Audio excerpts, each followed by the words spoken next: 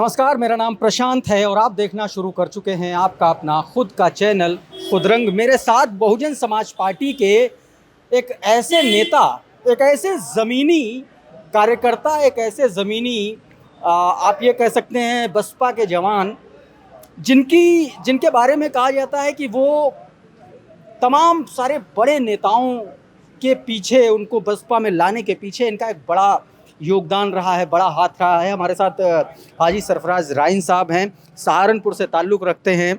Sir, बहुत बहुत स्वागत है आपका खुदरंग पर। जी धन्यवाद आपका बात करने के लिए। आज बहन जी ने बैठक बुलाई उत्तराखंड और उत्तर प्रदेश की, और चूँकि आप ऐसी जगह से आते हैं, सहारनपुर एक तरीके से बॉर्डर एरिया है, आप दोनों ही सूबों की पॉलिटिक्स को बहुत अच्छे से जानते हैं, समझते हैं। आज क्या कुछ हुआ बैठक में, सबसे पहले ये बताइए, और फिर बहुजन समाज पार्टी और ख़ास तौर पर बहन जी का जो दलित मुस्लिम का जो एक कॉम्बिनेशन बनाने का जो एक रणनीति है, उस पर आपसे एक सवाल करेंगे। आज की बैठक में क्या हुआ सबसे पहले? आज की बैठक में माननीय बहन जी ने जो दिशा निर्देश दिए हैं वो सबको परिवार को साथ लेके चलने के लिए, परिवार मतलब बहुजन समाज पार्टी सभी कार्यकर्ताओं को सब दिशा निर्देश दिए हैं। भाई अपनी कमेटी बनाओ, पार्टी को मजबूत करो, आने वाला वक्त बहुत अच्छा है, सरकार बनाएंगे 27 में। उत्तर प्रदेश में जो अभी स्थितियां चल रही हैं, अभी बीते दिनों समाजवादी पार्टी के राष्ट्रीय अध्यक्ष और मुख्यमंत्री अखिलेश यादव ने मान्यवर साहब को लेकर के एक बयान दिया। उन्होंने कहा, एक तरीके से वो ये बताने की कोशिश कर रहे थे कि समाजवादी पार्टी ने मान्यवर साहब पर एहसान किया। कैसे देखते हैं इस बयान को? मैं उनके बारे में पहले तो एक हमारे यहाँ कहावत है, सर सजदे में दिल दगाबाजी में। तो ये उनका काम है, सर सजदे में दिल दगाबाजी में। मान्यवर साहब एक बहुत हस्ती हैं, बहुत बड़ी हस्ती थी। मान्यवर साहब का जो उन्होंने बोला है, उसी चुनाव में उनकी पार्टी का उस टाइम जो है समाजवादी जनता दल हुआ करती थी, जनता पार्टी हुआ करती थी, समाजवादी जनता पार्टी। उस पार्टी ने अपना कैंडिडेट खड़ा कर रखा था, उसे भी 82,000 वोट मिले थे। और उसी टाइम में मुलायम सिंह जी चुनाव लड़ रहे थे जसवंत नगर सीट से। मान्यवर साहब ने उन्हें भी समर्थन दे के चुनाव लड़ाया था। और इसका एसजेपी पार्टी का जो वोट परसेंटेज था वो 0.5% था, और बहुजन समाज पार्टी का वोट जो था वो 1.5% था। और जो विधानसभा चुनाव में था वो इनका 12.5% था, और बहुजन समाज पार्टी का 0.10% वोट था। तो मैं अखिलेश यादव जी से कहना चाहूँगा कि पहले थोड़ा सा इतिहास जान लें। और जो उनके साक्य जी की बात कर रहे थे कि हमारे एमपी साहब सांसद जी साक्य जी बैठे हैं, राम सिंह साक्य जी, उनको सब मालूम है। तो उनको ये मालूम है मान्यवर साहब के सामने चुनाव लड़ रहे थे। तो वो तो पहले ही तुम जो सर सजदे में दिल दगाबाजी में, तो मान्यवर साहब के लिए आपको एहसान नहीं दिखाना चाहिए, सम्मान करना चाहिए। माननीय अखिलेश यादव जी, आपको मान्यवर साहब का सम्मान करना चाहिए। अचानक से समाजवादी पार्टी में ख़ास तौर पर बहुजन समाज को लेकर के, दलितों को लेकर के एक बड़ा प्रो एजेंडा चल निकला है पीडीए को लेकर के। जिससे पूछो वही पीडीए, जिससे पूछो वही पीडीए। आपको क्या लगता है कि ये पीडीए बहुजन समाज पार्टी को कितना इम्पैक्ट कर पाएगा, अखिलेश यादव का जो पीडीए है? नहीं, पीडीए अखिलेश यादव जी ने किया है और उसमें कहीं तक कामयाब भी हो रहे हैं वो। पहले तो 2013 में जब इनकी सरकार थी तो इनकी सरकार में हिंदू मुस्लिम दंगा हुआ, वो पीडीए मान लो, मुजफ्फरनगर दंगा। और अब इन्होंने एक दलित सांसद को, समाजवादी के, उनसे राणा सांगा जी के महापुरुष हुए, उनके खिलाफ कुछ इनके पार्टी के जो सांसद है उन्होंने कहा। तो अब ये दलितों का और ठाकुरों का ये झगड़ा कराना चाहते हैं। तो ये तो पीडीए इनका कामयाब हो रहा है, जिस पीडीए पे चल रहे हैं। ये पीडीए तो इनका कामयाब हो रहा है ना, पीडीए तो इनका कामयाब हो रहा। बाकी तो आप पत्रकार हो, आपको पता है। नहीं, वो बात ठीक है, मतलब आप जिस तरीके से तंज कर रहे हैं इनके पीडीए पर, वो मैं समझ पा रहा हूँ। एक सवाल चूँकि बड़ा मुद्दा है, वर्क अमेंडमेंट बिल 2025, इसमें एक बड़ा तबका है, एक बड़ा तबका पूरे देश में इसको लेकर के विरोध चल रहा है। उसको लेकर के बहुजन समाज पार्टी का क्या स्टैंड है, पहली चीज़ ये। और बहन कुमारी मायावती जी ने किस तरीके से ये किया है कि आप ये कह सकते हैं कि उन्होंने इसको लेकर के क्या स्टैंड किया है, और आपका इस पूरे मसले पर क्या मानना है?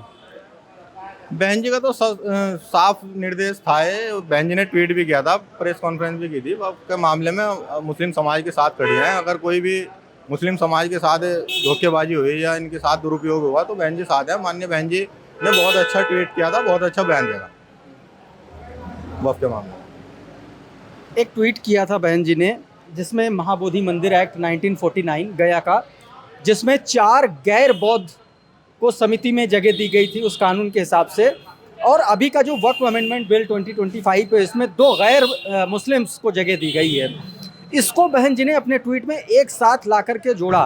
कहा जा रहा है कि इसको बहन जी का एक वो ये दांव है जिससे दलित और मुस्लिम एक साथ बसपा में लाने की कोशिश है इसके ज़रिए। इसको आप कैसे जस्टिफाई करेंगे? माननीय बहन जी एक दूरदर्शी नेता हैं, 4 बार की मुख्यमंत्री रही हैं, कहीं वैसे तो मुख्यमंत्री नहीं होंगे। माननीय बहन जी दूरदर्शी नेता हैं। माननीय बहन जी को पता है, ये पहले तो वक्फ का मामले में मुस्लिम समाज को इन्होंने अलग कर दिया, बिल्कुल इसमें जोड़ दिया। अब आगे पता है, माननीय बहन जी को पता है कि अब दलितों के ऊपर ऐसे अत्याचार होंगे, तो माननीय बहन जी ने पहले ही सब कुछ सोच समझ के दोनों मुद्दे एक साथ इसीलिए रखे कि ये अभी से भाई आंखें खोल लो, ये चीज़ें बहुत गलत हो रही। ये जो भाजपा सरकार है ये अपना रणनीति के तहत ये नुकसान पहुंचाएगी दोनों समाजों को। एक सवाल और, अचानक से दलित मुस्लिम की राजनीति पर, मतलब सारे के सारे दल, चाहे वो भारतीय जनता पार्टी हो, चाहे वो इंडिया अलायंस के दल हो, कांग्रेस पार्टी हो, समाजवादी पार्टी हो, अचानक से बसपा का जो कोर वोटर था उसको टारगेट कर लिया।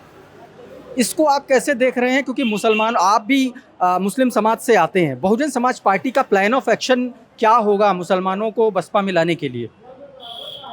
मुसलमान जब भी चलता है एक साइड चलता है। ये भी आपने पिछले चुनाव में देख लिया होगा। ये गठबंधन का बहाना लेकर के या कुछ भी बहाना लेकर के वो सब एक तरफ चलता है। आप देख रहे होंगे अभी पिछले कुछ महीनों से बहुजन समाज पार्टी का उछाल जो है ना बहुत तेजी के साथ ऊपर उठ रहा है। जब बहुजन समाज पार्टी का उछाल उठ रहा है तो मुस्लिम समाज इन झूठे लोगों के बहकावे में नहीं आएंगे। ये झूठ बोल करके मुस्लिम समाज का वोट लेते हैं। ये सब बाद में जब इनको सब पता लगेगा तो बहुजन समाज पार्टी के साथ जुड़ने का काम करेंगे, क्योंकि बहुजन समाज पार्टी एक ऐसी पार्टी है जो धर्म की राजनीति नहीं करती, सर्व समाज को साथ लेके चलती है। माननीय बहन जी सब सर्व समाज की नेता है, सर्व समाज को साथ लेके चलती है। एक आखिरी सवाल है, आपने तमाम सारे नेताओं की ज्वाइनिंग बहुजन समाज पार्टी में कराई है, पर्दे के पीछे आप बहुत महत्वपूर्ण काम करते हैं। मैं ये जानना चाहता हूँ, चूँकि जिस जगह से आप आते हैं वेस्टर्न यूपी, ये वो इलाका है जहाँ से उत्तर प्रदेश में किसकी सरकार बनेगी वहीं से तय होता। इस बार पश्चिमी उत्तर प्रदेश को लेकर के आपका कोई खास प्लान, कोई खास रणनीति? क्योंकि दलित मुस्लिम का कॉम्बिनेशन सबसे ज़्यादा वहीं काम करता है। अभी टाइम है 2027 में, अभी एक देश में एक एजेंडा चल रहा वक्फ बोर्ड को लेके भी और तमाम मुद्दों को लेके, तो ये हिंदू मुस्लिम की राजनीति कराना चाह रहे हैं। जो दूसरे लोग हैं हिंदू मुस्लिम की राजनीति कराना चाह रहे हैं, लेकिन अब जो बुद्धिजीवी वर्ग है वो समझ चुका है कि बहुजन समाज पार्टी के साथ जाकर के कानून व्यवस्था, माननीय बहन जी का शासन प्रशासन सब इससे अच्छा किसी सरकार में नहीं रहा, ना किसी को कोई डर खौफ कुछ नहीं रहा। तो माननीय बहन जी की सरकार बनाने का काम पश्चिम उत्तर प्रदेश से बिगुल बच चुका है, बस ये समझ लो आप। तो ये थे हमारे साथ सरफराज रानी साहब, बहुत बहुत शुक्रिया आपका हमसे बातचीत करने के लिए, हमसे जुड़ने के लिए। तो कुल मिलाकर के बहुजन समाज पार्टी के कई सारे ऐसे प्लान्स हैं, कई सारी ऐसी रणनीतियां हैं जिनको लेकर के हमने उनसे बातचीत की और समझने की कोशिश की कि आने वाले वक्त में बहुजन समाज पार्टी किस तरीके से काम करने वाली है, किस तरीके से बहुजन समाज पार्टी किस रणनीति के तहत और तमाम सारी जो विपक्षी पार्टियां हैं उनको कैसे टैकल करेगी, सत्ताधारी भारतीय जनता पार्टी को तमाम सारे ऐसे मुद्दों पर कैसे एक्सपोज करेगी जिसके ज़रिए वो धर्म और जाति की राजनीति करती हुई चली आ रही है। मतलब सिर्फ इतना है कि रिलीजियस पोलराइजेशन को पश्चिमी उत्तर प्रदेश में किस तरीके से 27 में ध्वस्त किया जाए, इसको लेकर के बहुजन समाज पार्टी एक अहम रणनीति पर काम कर रही है। देखना होगा कि 2027 में क्या कुछ होगा बहुजन समाज पार्टी को लेकर के। बहुत बहुत शुक्रिया, बहुत बहुत धन्यवाद आप सभी का हमसे जुड़ने के लिए। बहुत धन्यवाद।